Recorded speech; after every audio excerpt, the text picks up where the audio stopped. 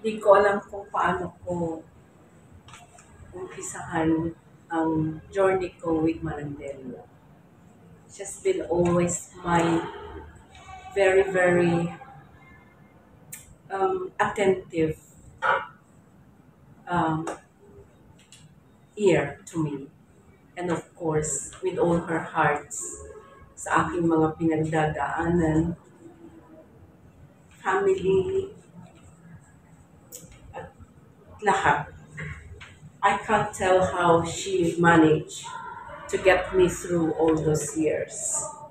And eto ako ngayon, um, without any plan or anything, obviously, kailangan kong makita siya.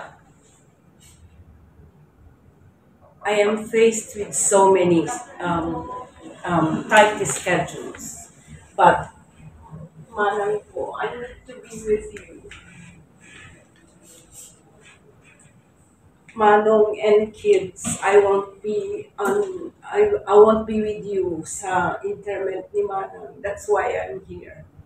I have to cancel some schedules for her because I cannot really thank her much how she handled all my griefs and sorrows. She's so diligently helping me out through whatever problems I have been having. Wala akong masabi kahit madaling araw, kahit anong oras kung gusto ko siyang makausap. And that alone makes her my sister from another mother. Alam niya lahat yan. And alam ko, binaon mo lahat ito. And thank you for being there with me, for me. Si Jethro dapat nung 8, we're meant to meet up for me to come and see her. Unfortunately, that was her last day. But obviously, I have been trying to get any schedule to see her. She's a very important person to me. And isa yan nasabi ko, I have to see her. And pinagbigyan ako. Even sa kanyang last days. I mean, well, sa ano na niya, sa wake. Pinagbigyan ako, that was one of my prayers bago ako umuwi, to see her at least. Kasi alam ko na when they were in the hospital that she won't last.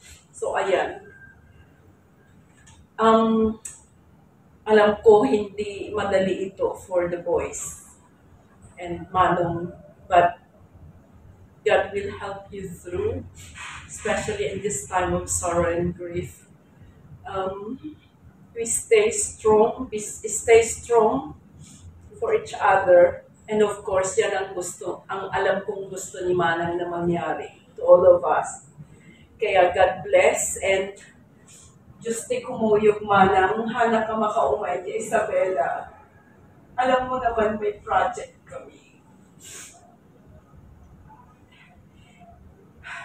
Ragsak ko una, inaanda akit to ina. Thank you for the chance.